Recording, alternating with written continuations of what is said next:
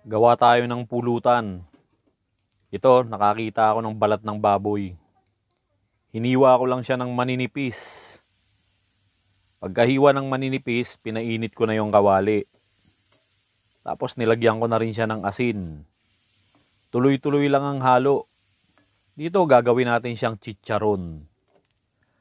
Dito nga pala, huwag kayong matakot na manikit yung ating balat ng baboy.